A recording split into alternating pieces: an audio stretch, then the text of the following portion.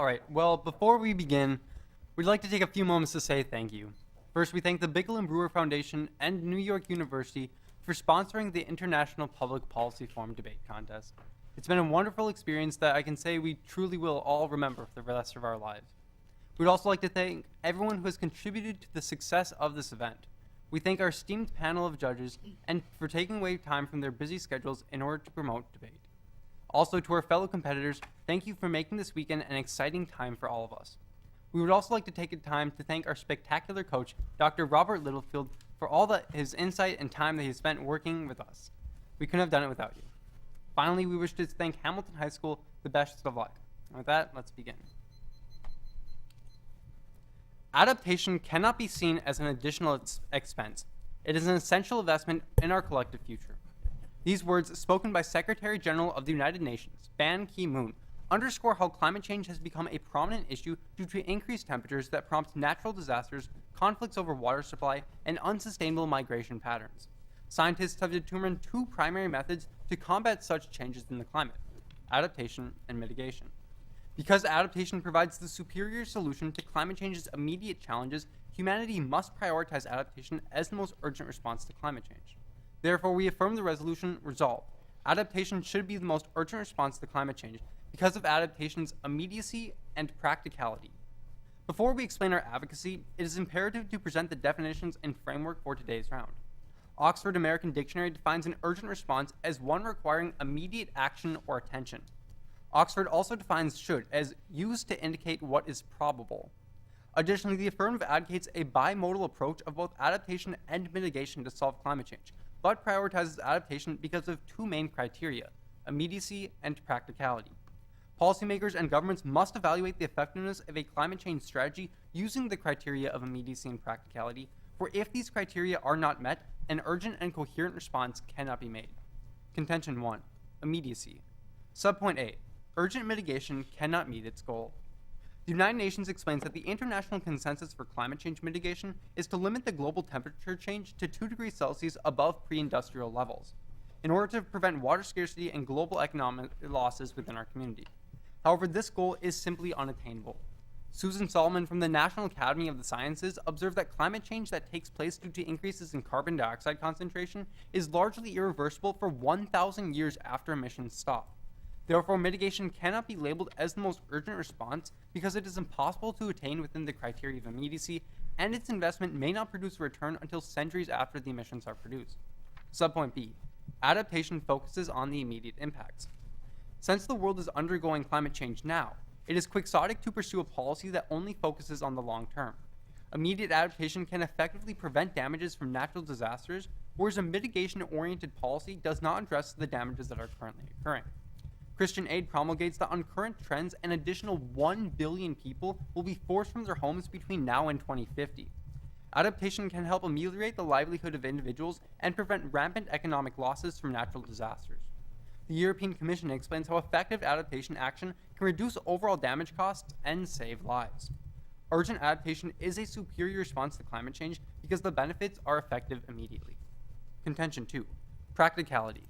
Subpoint A. Mitigation is impractical. First, mitigation is not internationally supported.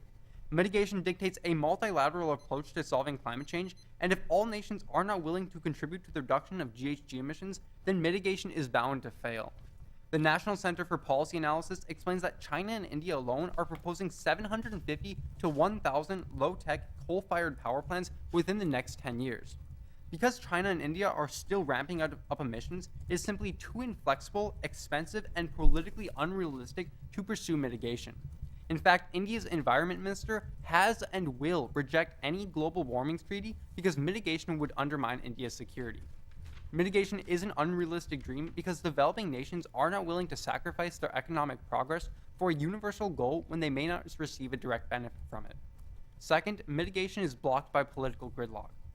Due to the onerous political pressure on the topic of mitigation, it is almost impossible for even developed nations to pass legislation concerning a reduction in GHGs.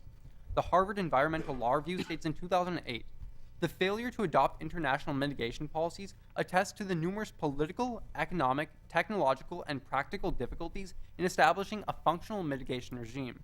Nations cannot meet these targets because politicians lack the resolve to make hard decisions, and their constituents generally oppose dramatic lifestyle changes. Mitigation then cannot be labeled as an urgent response because of the impracticality for implementation within the political realm. Third, mitigation lacks implementable technology. Mitigation does not have the technology to facilitate a practical response. Roger Pilkey, professor at the University of Colorado, argues that if the goal is to stabilize the amount of carbon dioxide in the atmosphere at a low level by 2050, then the world will need to deploy a nuclear power plant worth of carbon-free emission every day between now and 2050.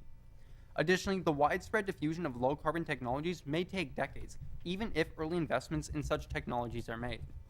Even if nations had mitigation technologies, Professor Walter Rosenbaum from the University of Florida explains how mitigation would raise the average American's electricity bill by over 75%. Subpoint B. Adaptation is practical. First, adaptation is a tailored response. Adaptation yields a tailored response to climate change because its impacts are quite heterogeneous across regions of the world. The European Commission explains how the factors including the political, social, cultural, and economic structures in place all influence how climate change will afflict different regions. Adaptation can be implemented by local communities to yield a more individualized benefit, rather than the blanket covering purported by mitigation.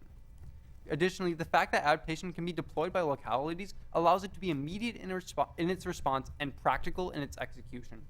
Second, adaptation yields development benefits. Developing nations' reliance on agriculture, lack of natural resources, weak governmental institutions, and poverty make it difficult to craft an appropriate climate change plan. Fortunately, though, integrating adaptation with development planning and actions can exploit the complementaries to advance both adaptation and development goals. The entire premise behind adaptation is to reduce a society's vulnerabilities to the consequences of the changing climate. Adaptation as a form of development is a highly productive investment. Measures that encompass both a developmental and an adaptive nature strengthen the abilities of individuals to respond because they help ameliorate the conditions that hinder developing nations' adaptive capacities. And the Brookings Institution elaborates how only adaptation can provide the dual result of development and climate change resilience, because mitigation does not fit into the traditional development assistance framework. The adaptive capacity garnered from developmental adaptation fortifies a nation's ability to effectively respond to climate change. Third, adaptation utilizes current technologies.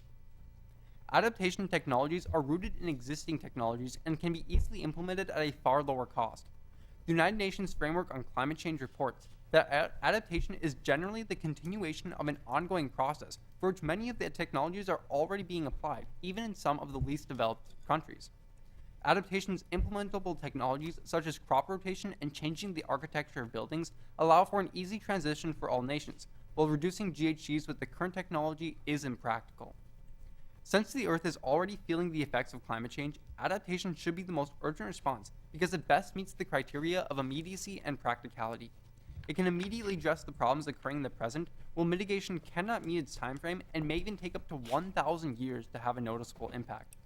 Adaptation is a practical to implement because it is rooted in existing technologies, while reducing GHGs faces a number of impediments that prevent it from being an attainable goal. Because adaptation meets the criteria of immediacy and practicality, it must be the most urgent response and can no longer be labeled as an additional expense. Thank you.